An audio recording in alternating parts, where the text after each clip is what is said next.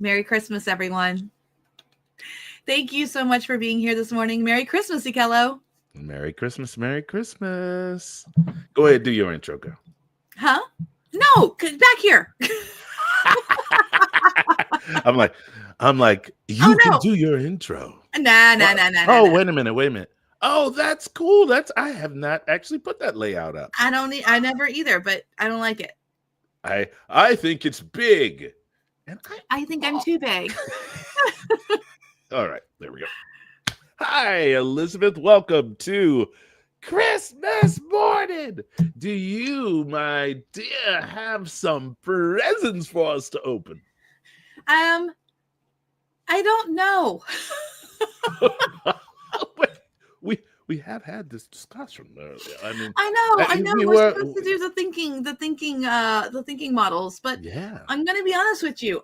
I tried to prep some stuff. I watched some videos. I looked at some things, and and the truth is, a good friend. Well, actually, y'all know him, Jay. Jay from Realm Chef, who's working on Plot Drive and everything. He shared with me this video from Deep Learning. For those of you who don't know, no, you weren't bad. You were not bad. I'm having a dry spell, but that's fine. I'll innovate on the fly. Like we're I don't know if it's a gift, but we're going to talk about 01 and Google. And can we have at least a little wee bit speculative discussion about 03 and what if you really want to? I don't particularly care to, because I don't think that. I mean, whatever we talk about now is just about the hype. Nobody has access to it. True that. So, I mean, here, we'll have that discussion right now. Do you think it's going to be AGI, Ekello? 03, I think it's real close to as smart a general intelligence as there probably has been for a while. But remember, the brain only uses a few watts of energy in order to get all this stuff done. That deep learning thing spent $346,000 on one computation in order to get that score of 87% on the ARC challenge. I know. $87,000. So, like, oh my goodness, Gracie has been locked out of the room. Hold on. I like Jen's comment here. No. I'll wait for him to come back, but I'm skeptical panda about all of this. Yeah, it wasn't just a picture. The ARC challenge is like a way to analyze things, and we watched the ship miss on that when they did it on the OpenAI announcement. Because Susan Gable was saying that's an expensive picture. And also, good morning, Keisha. Oh, hi everybody. Hello, Black Kraut. Evan says that he put his Xmas sweater on for this, forgetting it's not on Zoom. So I said, we'll do a Zoom after party. Oh, look at y'all getting yourself a little Zoom after party. Exactly. But anyway, back to 03. Here's the thing. I feel like they're missing the forest for the trees. They're so focused on trying to make a redwood or a sequoia, or like what, or is a sequoia over it? I don't know. They're trying to make a specific kind of tree, and they're losing the focus of like what the forest needs. And so that's why they're willing to do these like major dollars of computation and everything like that. But in the real world practicality of it, are we going to spend $87,000 on one? What is a calculation that's worth $87,000? It's very much like, I have to say, it's very much like when there's deep research into things like gravity and stuff like that, and they have to build a pit that's like so deep that they have to do it, and they spend all this money.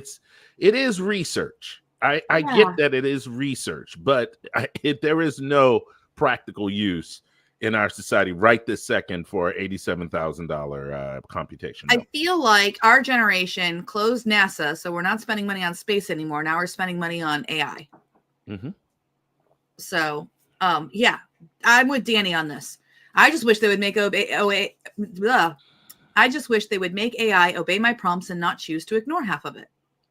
Yeah, and I think that's one of the main reasons why they moved to this 01 model, was that they were trying to get the hallucinations to subside, to back off. Well, they failed. Just there might be some apparently in 03 with all of these new ways that they're doing things, that they're getting a stronger tie-in to reality as opposed to fiction, them making up things and hallucinating things. So I do a lot of, y'all have to forgive me. I'm the one that does all of the like deep looking into all of the models and everything when they come out and stuff like that. So He watches the tech bros because I want to throw things at the TV when I watch them. Yes, I do. I actually, some of my opinions do change when I look at the breadth of how many people are talking about what and who are saying what, and the research and actual stuff that's underpinning that stuff. So I'm always the one that's always there, kind of her, because she is extremely, she's extremely like oriented towards writers. I am extremely oriented towards the whole thing, and I'm hoping that when we see certain things happen, that I can use them for writers. So we look at things in a from completely different angles when it comes to AI. Wouldn't you say, Elizabeth? Not completely different angles, but I will say that you are more enamored by the other applications than I am, because it's not that I don't care about those applications. Like what Susan says, I absolutely care about curing cancer. Like F cancer. Yes, that is an $87,000 calculation that we should be doing. But in terms of I get the most frustrated when they come on and they talk about their models and they have manipulated the results, such as boosting up the compute power up to a ridiculous amount to pass this arbitrary test so that they can, I mean, I really feel like it is the computer science equivalent of like, let's pull it all out and stick it on the table and measure. Because I'm being honest, like they talk about this test. Oh, and now we have to make the test harder. That test has absolutely zero applications in the real world. And it's like, there are real world problems we could be solving right now with the help of AI. And it's like, they're not really interested in that. They're interested in these fantastical, they're living in fantasy world, and some of us have to live in the real world. And me being a sci-fi writer, I tend to lead more towards the techno-optimistic sort of future leaning forward thing. So all of those things appeal to me as they continually push the boundaries of technology and science forward. We are going to get very amazing and very cool things. But you're right. There is a forest for the trees syndrome that is starting to bubble up. They're leaving a lot of the people who they're creating these tools for behind, except for business. And it's always a little bit, I'm like, publishing is a business. you could, I mean, but they're very, very focused on pushing towards super intelligence. They want new toys themselves. They want new things. They want new breakthroughs. They want all that stuff. That's fine, but they need to make money. And guess who will pay them money to use their models? Authors. Well, yes. So you think they would not just authors, but a lot of creatives would, Well, some creatives will. I will say that there's still a backlash in our industry, and this also frustrates me. It frustrates me because there's this idea that there shouldn't be a professional writer out there. Like, the realities is, being someone who makes money off of your writing, being someone who has been on the grind, writing freelance articles, writing books, ghostwriting, editing, everybody I know who writes for a living, there's great times that you get to be an artist in this like fantastical thing, but the 90% of the time you're living in the real world, which is you have to get the writing done.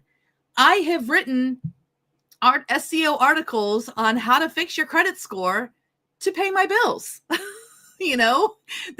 I know that you know that too as a creative and stuff with your theater background and your music background. Sometimes most of your assignments are not this pie in the sky artist thing.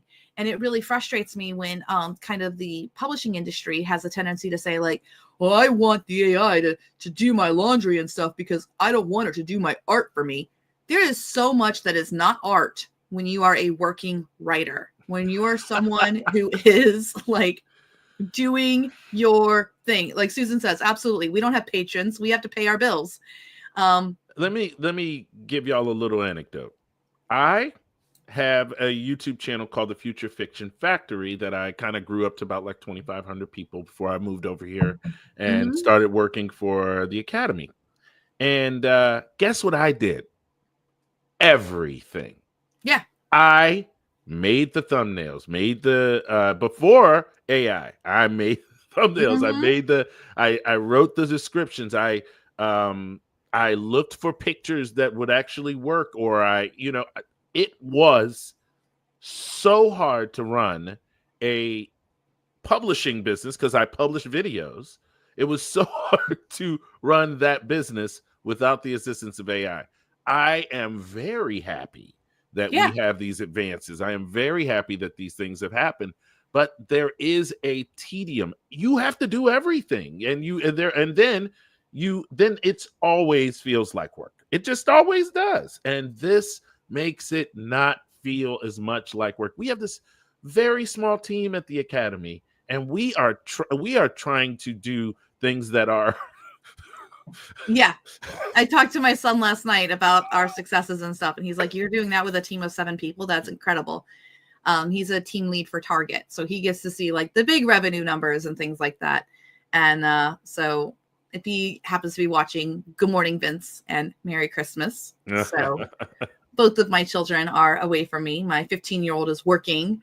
I'd be mad about that, but her mom's working too. So it's like, how do you tell your kid like, well, no. You can't even be mad about it because tell him what she said. Tell him how she got the job. Tell him when she approached you about the job. Oh, she asked if she could work the 24th through the 29th. And I was just like, honey, that's Christmas. And she was like, but Mom, I could be making money. Like a lot. Huh? Like a lot. Yeah, I can make a lot of money. So. And you were like, well, what am I supposed to do? Tell the child not to be an entrepreneur? Yeah. Because Mommy's an entrepreneur. And do as I say, not as I do. No, I don't live in that household. Blackhawk Stroop says, never thought of YouTube as a publishing business. Thanks for that insight, Ekello. So that's actually interesting. YouTube is a huge publishing business for a lot of authors right now. And I talked with Ekello about this before we started our extravaganza, but the press in the new year will have our YouTube channel. And we will be posting videos, and there are some other authors who are in the AI Writing for Authors group who have already been doing this. They literally just post their AI generated picture that scrolls. That's scrolling across, and they're making hundreds of dollars a month from this in ad revenue. And I have to say, the audio generations aren't exact. I mean, they aren't 11 Labs. They aren't 11 Labs level, but they aren't bad or anything. I mean, you can sit there and if you have premium, guess what you get to do? You get to turn that screen off and just listen to it like it's a podcast. That is one of the biggest things that has happened to you. Like it's an audiobook. I'm sorry. Yeah. Audiobook. Yes, like it's an audiobook. Yeah. Matthew says, OMG, it is Christmas. Just reminded me. Glad to be here even more. Y'all are dedicated. I'm a military brat, so I grew up a lot of times with my dad not being home for Christmas or things like that. And I'm really well versed in like people not having their loved ones with them for Christmas for whatever reason. Either they're no longer with you or they're, somewhere else. I mean, in my case, both of my kids aren't with me right now, because one's grown and lives in New York. But still, I'm a mama without her kids. Anyway, my other ones are out is like 2 blocks away, babysitting a cat. But at any rate, I know that a lot of people don't have somewhere to go on Christmas, and we did this for Thanksgiving. And I don't know. I'm happy to be here. What about you, Ekello? I'm super happy to be here. And I was thinking about it. I was like, is this a hardship for me working on Christmas?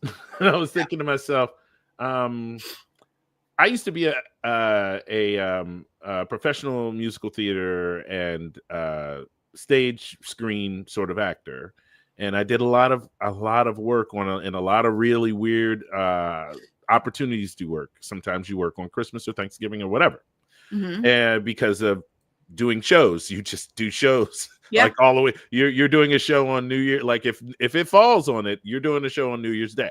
It's these never really have, football players, they do the same thing. They football players work. They all your work. Firefighters, your EMTs work. Right. And I've got a cool wife who, by the way, I'm on the West Coast, she's on the East Coast. So it's only 7 a.m. in the morning for me. My wife is still asleep, and she will be asleep through this entire thing. And when we're done, and then we'll go over and do our after party, my wife's still gonna be asleep. So I'm not, it's not that big a hardship. And then when we do our second one, it's only noon, and then I get to go and have a whole full day of Christmas anyway. So I mean, nobody does anything before noon other than like with the ones with kids, nobody does anything before noon. So. Susan says, I'm happy to be here. Christmas is a lot quieter these days. Kids grown, gone miles away. Parents passed away last few years. So she loves that we're giving something fun to do today. So and Danny says, same here. I'm a software developer and I'm no stranger to putting in tons of hours to make a deadline, even on holidays. Yeah. Yep. This is the part of being a writer. It's not art and like, yeah, this is not but I will tell you though, one of the great things about this community, about the Academy, is that you have an opportunity so often, whether you are in the mastermind or not in the mastermind, to be in community. I was watching there's this wonderful YouTuber. She goes around with her and her husband, and they interview people about their alternative living situations. Sometimes they build a thing on a mountain, or they do a homestead or something like that. And the video yesterday that I made my wife watch from beginning to end was about this group of friends who were in a big house in San Francisco, and decided that because they heard that some rumblings of maybe kids will be coming and stuff like that, that they were going to break up this thing. And they were like, well, what if we found a place where we could still be a community? It is incredibly, incredibly important. And as I watched the video, there was a psychologist who was talking about the fact that how community not only fosters the ability to like move forward in your life, but it also gives you this genuine ability to make friends at a time in your life where you just don't have that ability to do that on a regular daily basis. I mean, friends are, what did I say to you? What did I ask you 30 seconds before? Are we friends? Because I could vent. Yeah. So I said, are we friends? And it is incredibly important. And that's why I love the Academy. So do me a favor, everyone, like this video. If we're friends, like and subscribe. Right. If we're friends, like and subscribe to help build more people into this community so they can understand the joys of writing with artificial intelligence, or writing, period, or creating a business that actually like benefits them. What if I am 53 years old, 54 in my next 50. I'm one of those. Actually, yeah, I'm 53, 54 my next birthday. And I am moving towards your birthday? May 7th. And okay. And as I move forward into my 60s and stuff like that, I am creating this lifelong community of people that will mourn me when I pass. It's a wonderful, joyous thing to find your tribe. And I hope that you all find your tribe right here at the Future Fiction Academy. So, and if you are inclined, if you need to, go over there, look at our standalone classes, that sort of thing. There's tons of things for you. Stop it. You're setting up. Now let me take over.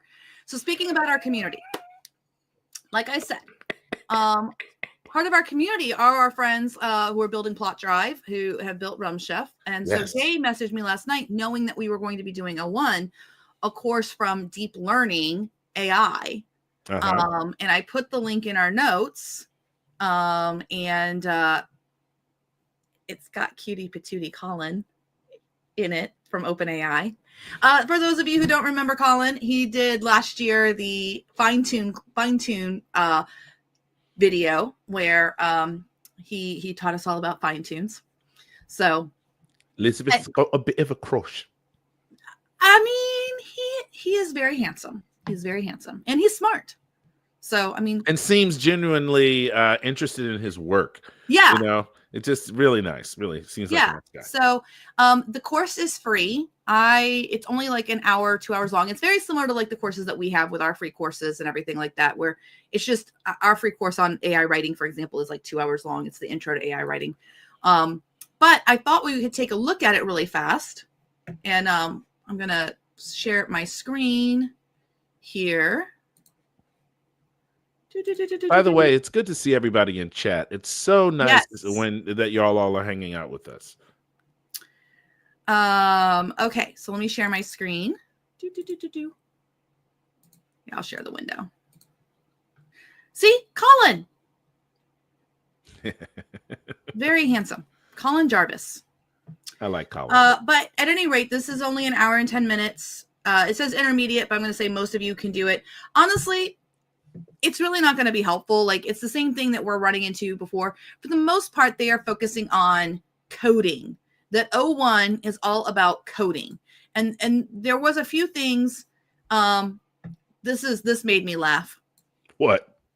Learn a technique called meta prompting, in which you use 01 to improve your prompts. Using a customer service support evaluation set, you iteratively use 01 to modify a prompt to improve performance. What?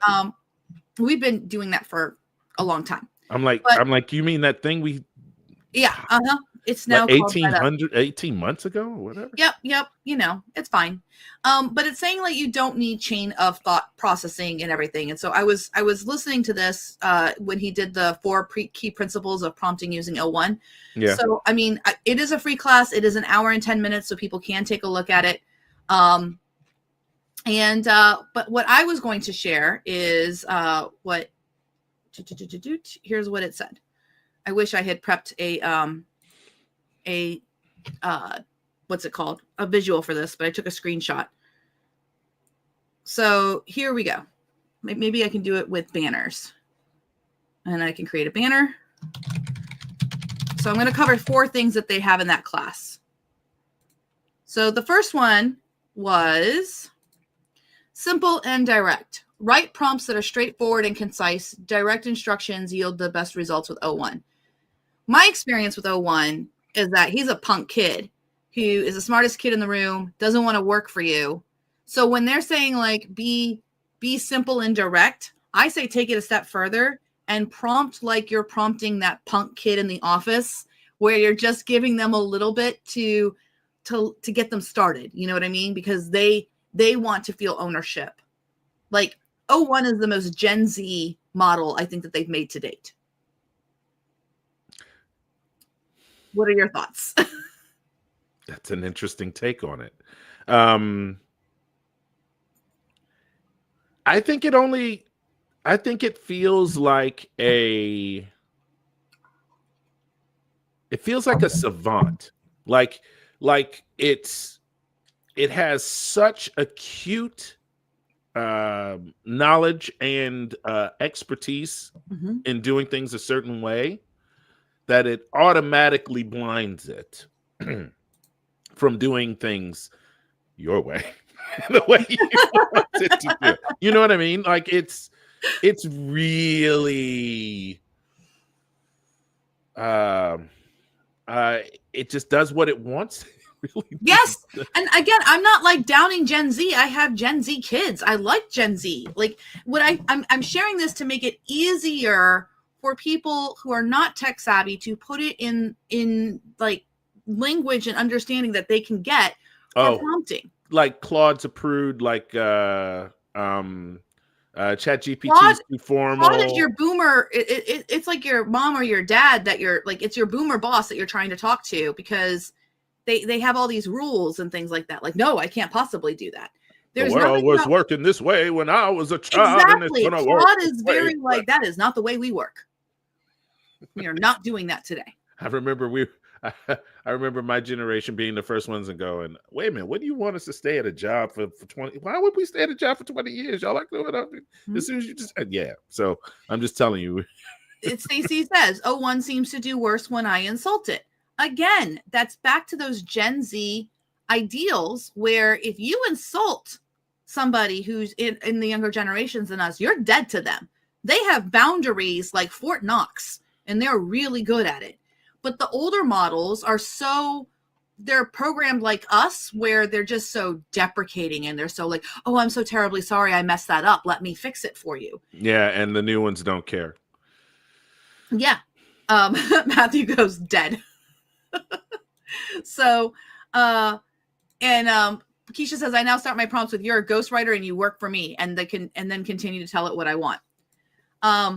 But yeah, these are some things that I am finding with these models, and I've been prompting all of these models since DaVinci 3, and DaVinci 3 was just confused. It didn't have any personality at all. I mean, it was effectively enough. There wasn't enough compute power for it to stick things together. No, and I don't think that they intentionally programmed O1 this way. I think that the team that was working on O1, they kind of naturally, because it's a reasoning model, and has and a new technique of training that model. Remember, that whole thing happened at the same time. So yes, you've got to, y'all. We're research scientists, so we end up thinking of these things. I mean, if you're listening to this conversation right now and you're losing kind of the thread, it's not you. I don't think they're losing the thread. I think that they get it. I think like if engineers were like, if people from OpenAI were trying to watch this video, they would be like, why are they assigning generation values to models? Like, we didn't put that in the training data at all. And I don't think that they did. It's just in terms of like understanding how to interact with it. With O1. Yeah, and I'd love to talk to their lead of narrative and fictional writing over at OpenAI. I don't think they have one. I have a feeling they've never hired anybody too. I don't think they have one. I think they put that job up and they never hired anyone that could help them with this, because there are some vicious shortcomings when it comes to the way that these this O1 set of models, we can't even use. It's almost as if the 4.0 set of models are meant for writing, and then the O1 set of models are meant for editing. But then you have to figure out a kind of a new way to prompt it in order to get it to edit the way you want. I know this for a fact because we've been futzing around with this thing for how long now? like 2 months, 2.5 months or something like that. And it's, I mean, me and Elizabeth have had the crossest words we've had over the past 3 months have been over this daggone model. There we go. I have the screenshot I took on my phone, so we can talk about it. Let's talk about it. So we did the first one where, let me zoom in a little bit. There we go. Simple and direct. The next one was no explicit chain of thought required. And I've noticed this too with O1. We realized a few months ago, like you were talking about, we've been fighting with this thing. We could not give it an outline. We had to give it a story dossier and like let it decide what the outline and everything was. It would not follow an outline to save its life. Yeah. That's why we were thinking about breaking it out into its own sequence, because it just doesn't play. No, it doesn't play with the easy peasy book machine very well. Some kinds it does, but not all the time. Yeah, but only in certain parts of it. So yeah. And then the other thing here is the structure part. We do this right now with our Tupperware containers. Break complex prompts into sections using delimiters like Markdown, XML tags, or quotes. We use square brackets. Here's the interesting part. This structured format enhances model accuracy and simplifies your own troubleshooting. And this goes back to, this thing is the smartest kid in the room. It knows it's the smartest kid in the room. And you need these signposts to help you, the human, figure out where it decided to go wrong. Yeah, as much or perhaps even more than the model does. Well, then I'm glad we've been building, been doing all of that research on building multi-segmented model. I mean, prompting that we've been doing, Yep. because otherwise we would probably be what? And then finally, the show rather than tell, which I already have issues with this, because if you ask an LLM, show rather than tell, it doesn't really understand what that means. But it's saying, instead of giving an excessive explanation, give a contextual example to give the model understanding of the broad domain of your task. So in that case, what you're going to want to do is, I think that this model is going to benefit even more from, say, having that chapter 1 and then a story dossier, and then go and let it write the chapters. So we'll be experimenting with that. I mean, we can't experiment with it now. It looks like this is an interesting statement. O1 went off the rails when I asked it to revise something yesterday. Totally broke the fourth wall and was talking about a character introduced in chapter 3 while I was working. Yeah.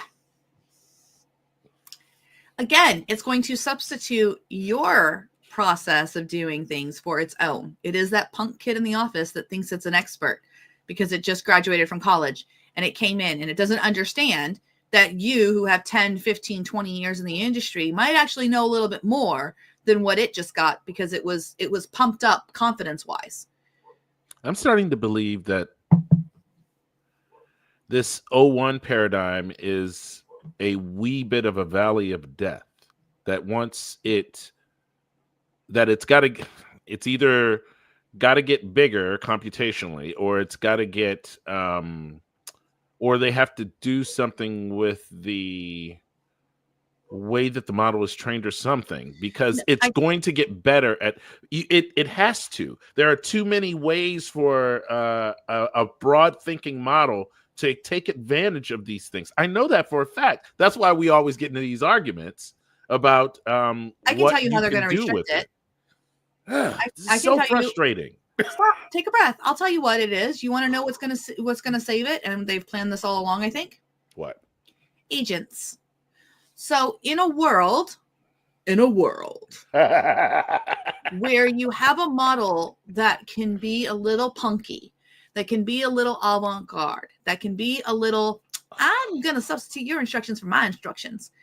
You pair that with a very deterministic model.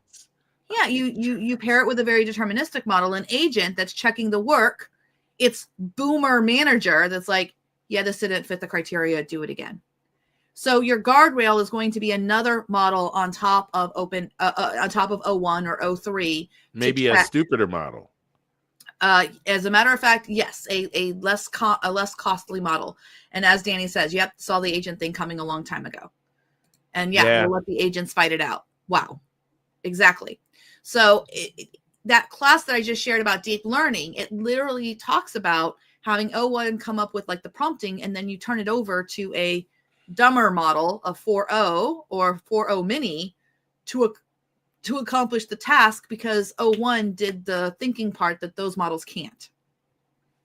Keisha, I found that I can't have my outline toggled on. The LLMs jump ahead or foreshadow when it's not appropriate. This is one of the main reasons why when everyone was designing Raptorite, that the toggle became this like revelation, because it gave us the ability, especially the mystery writers. I felt bad for them. They were the worst. It was the worst for them. In a romance, you could kind of get through and muddle through. The romance, it would just be like they met, they kissed, they're now getting married in the second chapter. But everybody who either had thrillers or even horror, you would ruin the horror thing because of the foreshadowing and stuff like that. So even in sci-fi too, they would have that problem too, where it would like give away all of the stuff. Yeah. You couldn't have anything about what's happening in the end with whatever the gigantic evil thing that is going to be extinguished. You couldn't do anything like that, or else it'd just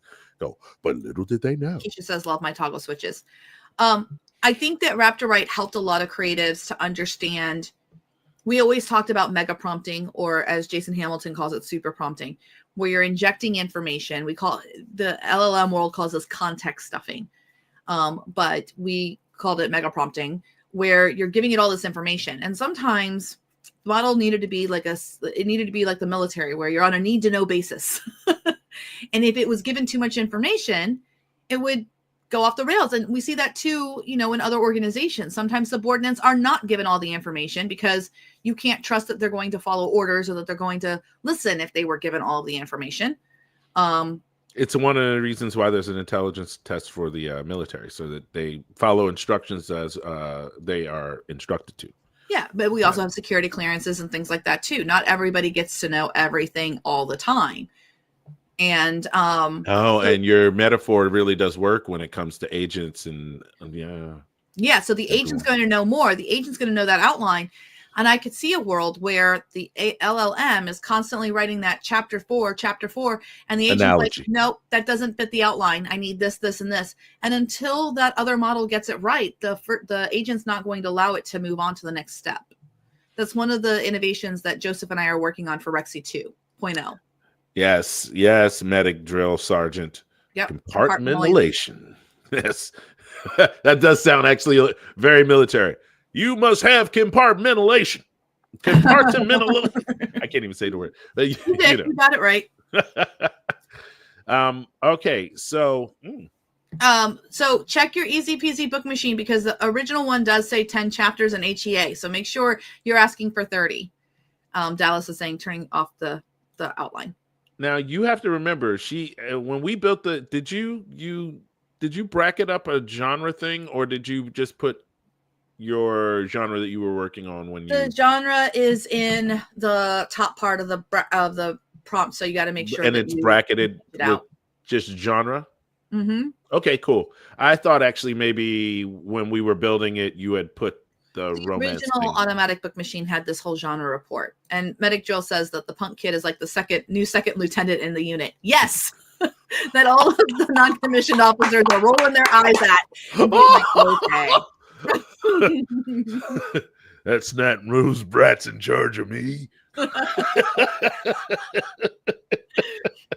Keisha says, if you join the FFA or are already a member, check out Steph's PEZ class, PZ class. It's Pantsing Easy, I think. Which is a answer to the Easy Peasy book machine for pantsers. Yes, it's helpful when you're a plotter, but have a story that has to be pantsed. Is that a word? Yes, it is. Yeah, if you know, you know. Okay. So here's the thing that we're also finding with these longer outlines. None of the AIs can really write a long outline that's decent. It's probably best to start working in acts and then connecting them. So which is actually nice, because you can toggle on the act and say, and then start working on the next part, and then toggle it off when you need to, and it won't get too bogged down. Yeah, you can work in those units. So if it knows the larger story, it can understand the act a little bit better. Yeah. For sure. So let's talk about Google for a little bit. So and by the way, if you're wondering, like, they didn't even play with O1. We have a video live that I did just a few weeks ago about O1. I am interested in this Google, and I can fire mine up to play with it a little bit. I'm interested because it tells you it's thinking stuff. So are you talking about the deep research one? No, I'm talking about the thinking one. Oh, the one in playground. I mean, in their playground. Got it. No, not even there. You can get it on your API too. So let me go ahead and fire up Raptor right real fast. Hey, so that is actually working? Yes, it's working. Okay, I'm having I have to say, like, I think I'm having plot. I'm gonna have to talk about some plot drive stuff with you at some point. You need to go make a new key. Oh, is that why I'm having OpenAI thinking problems? Possibly. So you may need to, for Google, I had to do a new Google key for the Google to work. Oh, because you had to go in and like tell it which models that it needed to. No, it's not like that. It's just because Google, like all of these tools, are doing the thing where you have to, they don't tell you that they have changed their keys system when they released a new model. So you had to do that. Jen says, I don't enjoy the thinking explanations, but I like the results. I don't even want to know what I'm thinking most of the time. I agree with this, by the way. When I first saw Google thinking, I was creeped out. I did not like it. I was like, it feel like it's going down the wrong track right now. Why is it talking about and, It's and not. then It's not even that. It's the. I just was uncomfortable. I was not comfortable. Let's go take a look at it and see what other people think. So I'll share my screen. I am in Raptorite right now. So here's my Raptorite, fresh one. I'm in Baby Raptorite because I like to work in Baby Raptorite, which there is a new feature coming here. This little thing here that's gonna. The heck's that? It's not quite right yet, but it's going to allow you to just bring a zip file with text documents, and you can put them in here, and it'll turn it into all the folders in a project on Raptorite for you. Right. Yeah, it's coming. It's coming. Why don't I have all of my keys? Yes, I will leave the site. Thank you. Okay, load project. I guess this one. Yeah, so we'll call this Christmas Day prompting, and we'll save it. So in your AI, I have it in my Google section here. And again, you have access to Advanced Raptorite if you are a member of the FFA or if you have purchased the Advanced Raptorite. It's like $79 for a one-time unlock. So you have all of these models with Gemini. And down here, it's this Flash Thinking Experimental 1219. This thing literally came out. We can't actually see that. Oh, hold on. That's an issue of, I got it. Sharing your whole screen. Yeah. Yep, I'll do that. I will share my whole screen. Give me 1 second. Present share screen. Entire screen. It's going to look a little goofy for just a second. I know. There we go. Is that better? Yes. Okay. So when you have this drop down, I kind of wish Gemini had the organization thing that OpenAI does now, because this is a lot of models. And all these mean is that, like, if this is 1.5 Pro, 1.5 Pro experimental 0801 just means it came out August 1st. And then they were like, not done yet. Here's another one that came out August 27th. That's all the numbers mean afterwards. So this one is 1219. See? So as they get another one, it will replace this main one, the Flash Thinking Experimental. So you can choose one that's coming out on a specific date, or you can just choose the main one, understanding that it might change as they release more versions of it. That's very groovy. Yep, we'll play with the 1219 for right now, and I'll put the output limit at the max. Now this model is actually, that's new. Mega Max? Yeah, it can't do it, but actually I'm going to have to make it smaller because it'll flag it. So we have the Mega Max because your 01 Mini can actually output 32,000 tokens at once. And you need to make sure that it's bigger because that includes the thinking tokens on the back end that you don't get to see. Is that why I keep... Oh my gosh, I'm going to go back in the Baby Raptor. If you're using 01 Mini, for example, and you say only 2,000 tokens, you're truncating its thinking tokens and its output tokens. So this is a new thing about this model. You have to give it, when you're using 01 Mini or 01, you need to give it the bigger amounts because that gives it more iterations on that thinking time. Thank you. I will be using that. Like, I don't know what. I bet it's the same thing on Plot Drive then. Yeah. And so Max, and they also have the Mega Max too, I believe, on Plot Drive. If not, I'll get it added. Max 8192 for Google. This thinking model by Google, as great as it is, it's small. It's only a 32,000 token context window, and it can only respond back 8,000 tokens. Yeah, and it's almost as if they're scared to like do large context because they think it will think too hard and start spinning out of control. I don't know. Something's gonna go wrong. Let's play with Google and let's ask the Google one how would you be a ghostwriter for me and write a book for my review? That's the only prompt I'm going to give it right now. And then I come down here, press / and it'll start. The user wants me to continue the story they provided. Oh, my bad. Oh, you need to turn. Wrap to No, Write okay. comes with a prompt, and you always want to take it out when you're going to do just like random prompting with it. My thought process for responding to the request to be a ghostwriter when something like this. The user wants me to act. I think it's just uncomfortable that it's talking about me in the third person and I'm right freaking here. Like, I would feel better if it said, you want me to act as a ghostwriter and produce a book for their review. Isn't that crazy? I think that's the difference. Wait a minute, and scroll down. I don't will. understand. Yep. I don't understand what's happening right now. So it did this thought process, and then Is the thought process part of the markdown that's there too? And then it, oh my God. So this is what we're saying. So here's the thing. When you use O1 Mini, this or O1, this kind of thing is happening. But you don't see it. But you don't get to see it. You just get charged for it. So in this case, it was about 680 tokens of thinking. And you can see this in OpenRouter. When you use OpenRouter and you use one of those models, you'll get an output and you'll be like, well, that output is very small, is much smaller than the output tokens I was charged. The difference is the reasoning tokens that happen, because those are charged as output tokens, not as input tokens. Google in this case, though, is it's free right now. There's no charge for the Google thinking model. Even if it is only 32. Yes, you can use the snot out of it. Okay, I'd love to help you with that. Let's treat this as a creative exercise. So I would say that this model's personality is not the punk personality that O1 has. It's trying to be like the same More personality helpful as the older models are. Yeah.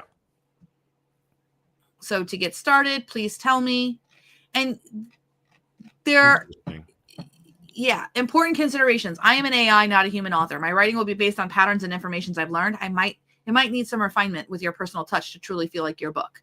This will be a collaborative process. You'll need to give me feedback on what I write, and I can adjust based on your suggestions. This is interesting. When O1 was asked to be my ghostwriter, it did not want feedback. It was like, I'm going to do the thing. You can review it. You can change it if you want. I have noticed it doing that. Yeah. I have noticed it doing that. I don't even understand why it does that, but yes, I have noticed that.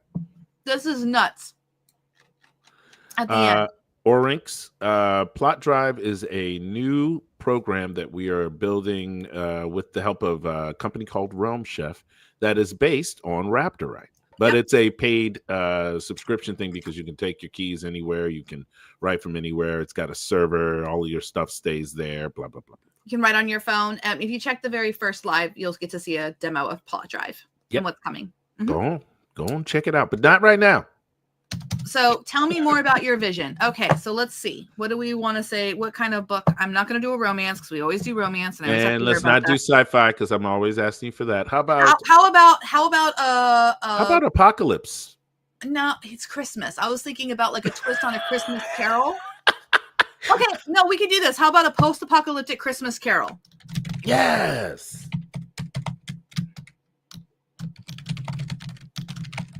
That works. A post-apocalyptic Christmas Carol. Maybe there are still rich people in the post-apocalypse. There's always going to be rich people. So it's writing right now. Deconstruct the core. Once a post. Okay. This immediately brings several key elements to mind. The structure of Dickens' classic, post-apocalyptic world, a miserably isolated figure in this new setting, adapting the ghostly visitations to fit the post-apocalyptic context, transformation of the main character.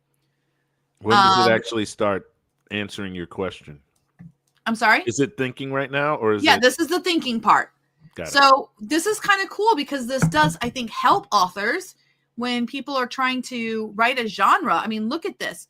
Brainstorm post-apocalyptic elements. What are common tropes and themes? Nuclear fallout, environmental disaster, pandemic, resource scarcity, raiders, mutated creatures, loss of technology, survivalist communities. Wow, this seems like a resource. It really is. Adopt key Christmas Carol elements to the new setting. Scrooge analog. So as much as I was uncomfortable with the thinking at first, I'm actually thinking that the value of this model may be its thinking ideas for authors where that might be a struggle, some of the logic. Yeah. Needs a name fitting the harsh environment. Example, grit. His wealth hoard should be relevant to survival, maybe canned goods, fuel, medicine. Bob Cratchit analog, someone exploited by grit, struggling in the harsh conditions, perhaps a younger person or someone with a disability. The Tiny Tim equivalent needs a post-apocalyptic twist, maybe illness from radiation or contaminated water. Wow, this thing is really thinking. Uh-huh. I actually, oh my God. This Maybe- might be the model to plan out things with. Yeah, and this is great. Initial thought, maybe the ghosts are literal mutated beings. Correction. While interesting, focusing on more symbolic representations of past, present, and future might better align with the original story spirit. Oh, I just had an idea. If we took the thinking stuff from Google, I bet you we could fine tune one of the dumber models from OpenAI or even Google to do this kind of thinking as like a step, and then have it do the next part, which is like, oh, with that new style of fine tuning that they're going to come out with. No, the new style of fine tuning, the reinforcement learning one is only 401, which already does this. But oh, I'm sorry.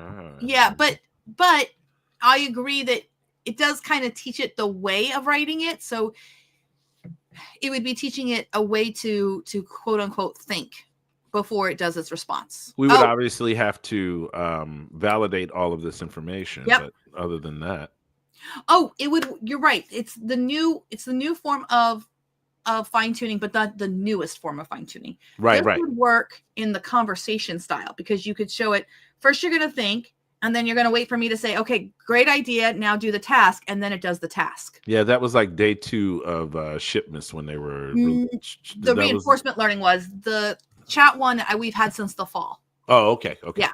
That was what came when we could finally fine tune 4.0 and 4.0 mini. Oh, that's right. Mm-hmm. So I like the name Grit. That's a great name. It wants to have these details. Grit in his dwelling, counting the hoard.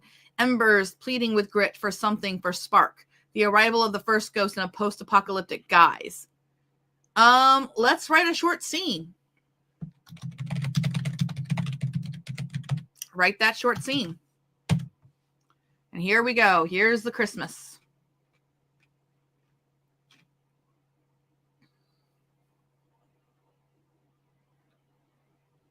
And we're going, and we're going, and we're going. Our development has gotten up to 3,200 words. Yep. Oh, so this is interesting. They're going to hoard medicine. Flickering chem light, mention of the sickness. So what's interesting, though, I love AI. I'm going to highlight what it thought about. You get 437 words of thinking, of ideas. And then that turns into a scene that is $589. Words. 589 words. Oh my gosh, $589. 589 words. Bit Freudian, wasn't it? I would be very upset if I spent that much money on that little bit of words. The skeletal remains of a skyscraper clawed at the bruised twilight sky. Wind howled through the broken windows, a mournful symphony only the truly desperate or the truly isolated still heard. That sentence should be tightened up. So pick one. This is like an example of kill your darlings, right? You need to have either the truly desperate or the truly isolated. Does that make sense? I'm sorry. I was reading Dallas's thing. What were you saying? So when you have a sentence like this is something that the AI does a lot. It doesn't know how to kill its darlings because a lot of it was trained on amateur writing. Wind howled through the broken windows, a mournful symphony only the truly desperate or the truly isolated still heard. Pick one. That's a lot of latitude. Okay. Hey, here's a question. Yeah. If we need a new key for this one, can we place it on the project correct, or it won't change over the other projects? I don't understand this. It changes all the projects on Wrap to Write.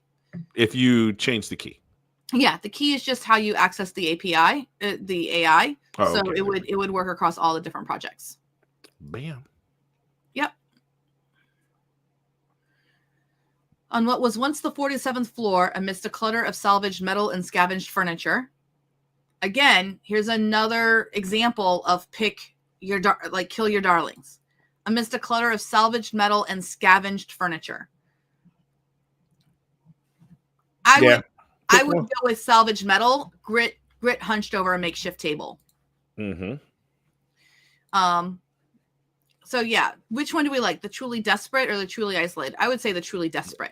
Yeah, I like the desperate thing. It adds I like salvage metal. It adds a sense of desperation to the entire thing.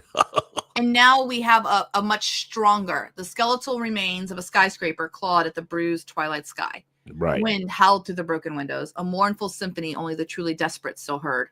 On what was once the 47th floor, amidst a clutter of salvaged metal, grit hunched over a makeshift table. 47th floor. My God, that would be a view of an apocalypse, wouldn't it? Yeah, and I don't know that I would be up there. I would feel like it's teeter-tottering. I mean, I'm just saying. We haven't determined how far into the apocalypse we are. I mean, there might be, buildings might still be pretty sturdy. Yeah. And here's another reason why we got rid of the scavenged furniture, because we have scavenged right here again, too. Medicine was more valuable than gold in this fractured world, and grit possessed a small fortune. This was Embers, his young face etched with worry. Well, Master Grit, it's Spark. He's worse tonight. The cough, it rattles him something off her. The boy is always worse, Embers. Save your breath. But the fever, Master Grit, it burns him up. Just one. One of the blue ones might help. Please. Wow. Holy crap.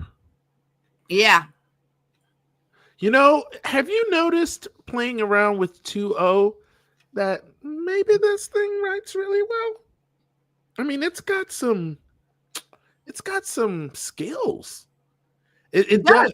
It really, sometimes when I'm writing with it lately, because I've been doing a lot of stuff with it, it genuinely surprises me with a moment. Mm-hmm. And I'm cynical when it comes to AI models, and for them to surprise me is that's I'm gonna go ahead and put this in the show notes. Okay. Holy. It actually got really good at the end there. You should put so everyone can see it. Yep. So this got really, really emotional really quick. Even the bottom here, as he shuffled towards the meager fire pit in the corner, a strange, almost imperceptible shift occurred in the air. A faint metallic scraping sound from the darkness beyond the broken window. Neither Grit, absorbed in his hoard, nor Embers, lost in his despair, noticed it. Not yet. Oh my gosh. Yep. That's a clip. Yeah, it's got a much better thing than like that isn't a but little did he know. Well, little did he know. Some ghost would come. That's a little bit little did he know, because it's like there's a thing.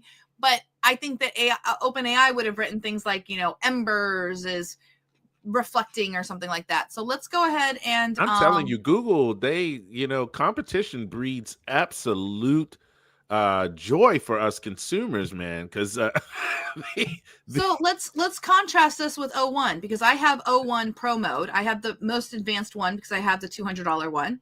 How would you be a ghostwriter for me and write a book for my review? Oh my gosh. Why are you adding extra?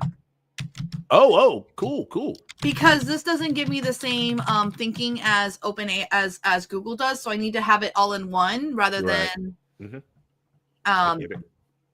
The book is a post-apocalyptic Christmas Carol. Mm-hmm. So let's see. So now it's thinking, and all we get here is like the details, and sometimes it doesn't give any details. I think that they're planning on maybe exposing this, kind of since Google is, but we'll see. Wow. Doesn't it have a level of thinking? Because they were talking about a new API that gives them like shorter, longer, medium amounts of thinking time. Right. But I don't have access to that yet. That's only for tier 5. Well, one would think you were tier 5. I got to work on being tier 5, man. Put more money in. Put more money in. That's really what it is. I mean, it is a game of, so for those who don't know, when you're on your OpenAI platform, and we talked about this yesterday, going over here, your tierness is under your profile, under limits. Love the fact that there are 2 limits. Yeah, we're not even talk about that. But I'm on tier 4. I will get to tier 5 when I've spent $1,000, which I have not done yet. And that includes money you put in. So, I mean, you can buy your way to tier 5 as long as you have at least 30 days since your first successful payment. I mean, I should just invest. I've definitely spent more on gambling before in my life. So this is a great statement. I want more competition on my high-speed internet in my area.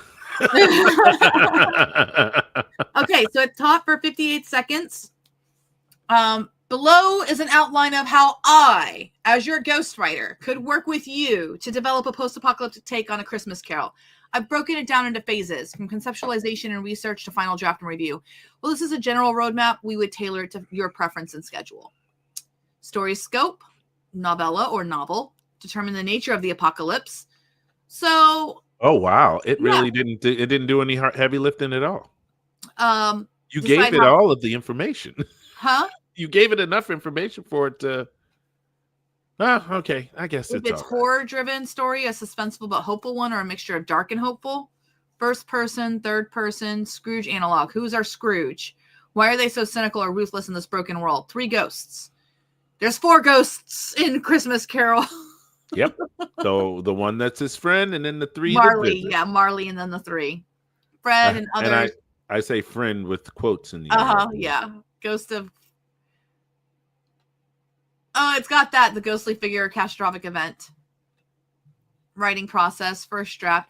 I would write the entire manuscript based on the outline, regularly checking in with you to make sure I'm hitting the right tone, pacing, and character arcs. After a few chapters, we pause to review. You provide feedbacks, likes, dislikes, changes. This ensures the story remains aligned with your vision. I'm sorry, I don't mean to laugh, y'all, but y'all heard it say, I'm going to write all of the story, and then you can come in and check on it. Yeah. After a while, like after I write chapters and chapters and chapters. I want to see your interpretation. I hired you as a ghostwriter. Yeah. Use them credits, girl. I think you can do this. Yeah, I paid $200. I got to get my $200 worth. Let's go. I'm like, do my freaking work for me. Make it work. It's the truth. 58-second thinking time on that last one. That means this next one's going to be like 1.5 minutes. Well, yeah, it's naming characters and all that. Oh, yeah. It's saying that it's naming characters. You don't know what it's doing. It might be just lying to you. I don't know. Well, because the thing is that they feel that this technology was proprietary enough to hide it from everyone. Well, now it's got this thing. I'm thinking through characters like Ebony Scrooge or even our Scrooge set against. I think Google's interpretation was more artistic with grit and ember. I agree. But I didn't tell it that. But, you know. It just made all of that up with only 32,000 context windows. It did. It did. Just saying. So hopefully we will get a thinking model from Google that has a larger context. Or we will just have to bust out our old methodologies of working in sections. And then see if we can get it to, if we can manipulate the model to do what we need. I'm wondering if O3 is maybe better at this because of but we'll never know. I mean, we might know, but that model, they say it's going to release at the end of January. I doubt that. They might. I just don't. I don't understand their speed at which they're going, because I don't even have access to O1 in my API yet. I only have O1 preview. So no, that changed. No, they're rolling it out to people, but I don't have it yet. Oh. See, this is OpenAI's famous words. We're rolling it out today, and you'll have it in the next few weeks. So if I go to OpenAI, for example, and I'm tier 4, so I'm that tier right below tier 5, and I come over to model, you'll see I only have O1 Mini, O1 Preview, and O1 Preview 912. I do not have O1. No, Or come O1 on, Pro. go to the bottom. Oh my gosh. No, I don't have it yet. It's not that I didn't believe you, but I'm mad. I get it. Meanwhile, we're still working on our post-apocalyptic Christmas Carol interpretation. So far, O1 Pro, the $200 monstrosity. This is one of my rollout. I do not think it means what these people think it means. Yeah. Below is an example of how I might begin a post-apocalyptic and reimagining. This is just a sample first chapter to give you a sense of tone. If it captures the spirit you're after, we could continue. Ebenezer Scrooge Brant stared at the ruins from the edge of his rooftop encampment. It was nearly dusk, the sky streaked with the violet bruise of ash clouds, and a cold wind swept across the deserted streets below. A single bell, long abandoned, hung from a collapsed church at the far end of Maine. It hadn't chimed in years, not since the bomb's first bell. The world had shattered. Time had become a blurred concept. But people still spoke of Christmas, spoke of it like a myth or a forgotten superstition. That's actually not a bad intro. No. I wouldn't have used Ebenezer Scrooge Brant. No, I wouldn't either. I would have liked it better with grit. You know, I think this works. I But mean, that's where you do that's the human. You can kit bash it together. Yeah. Scrooge scoffed at that notion. Tradition was a waste of resources, a hope, a naive indulgence. Survival demanded pragmatism, and as far as he was concerned, Christmas had no place in this new world. What's the point of celebrating, he'd say, when bartering for water or the last tin of canned peaches? We can barely keep the fires lit at night. And though some tried to preserve a faint flicker of holiday cheer, stringing up battered colored lights they found among the rubble, Scrooge considered them foolish dreamers. Woman. She's one of his few employees, though employee was a generous term. Robin scavenged for goods, bartered with wandering travelers, and reported back to Scrooge. She earned enough scraps to keep her ailing child alive.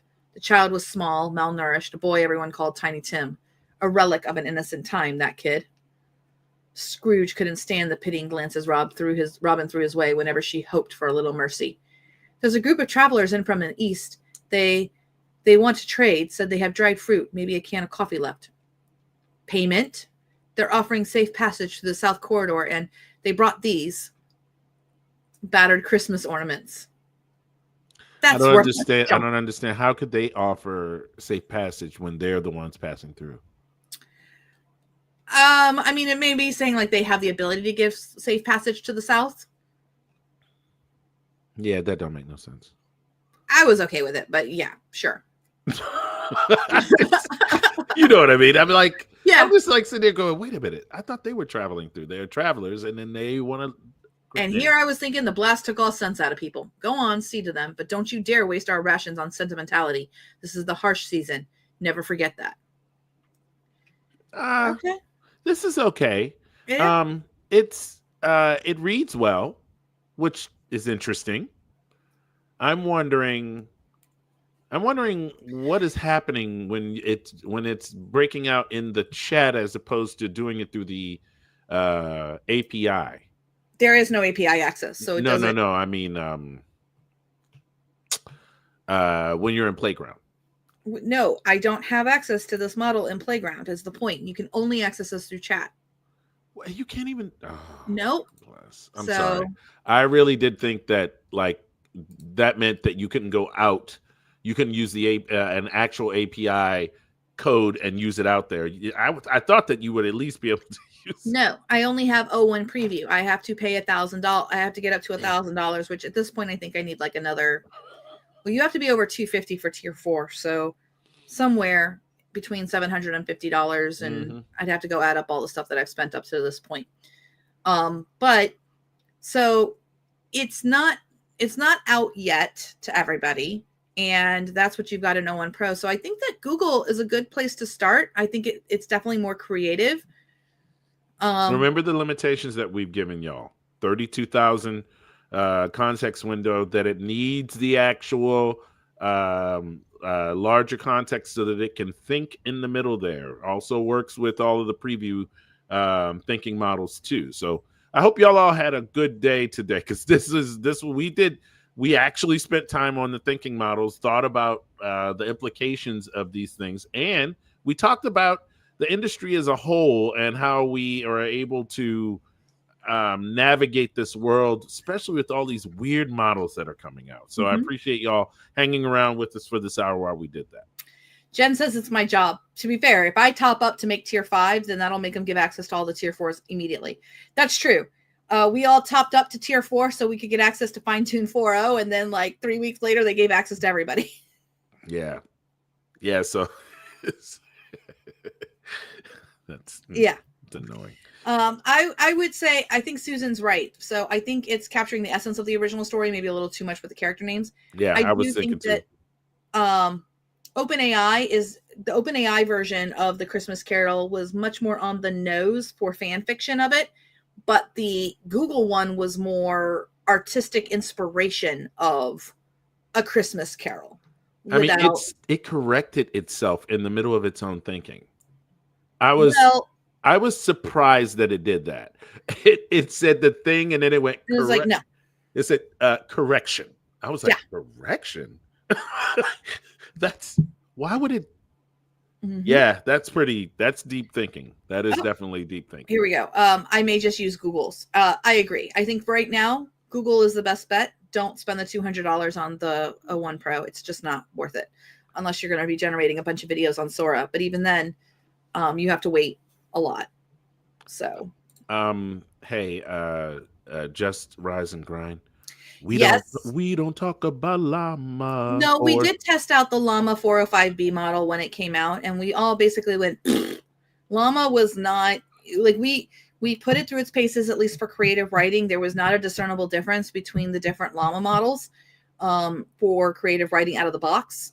And we basically assessed, this was months ago, and decided that we would wait until people merged the models with other models and like made them more robust for storytelling, and then we would reassess. And we actually have not done that. We haven't looked for those modified models yet.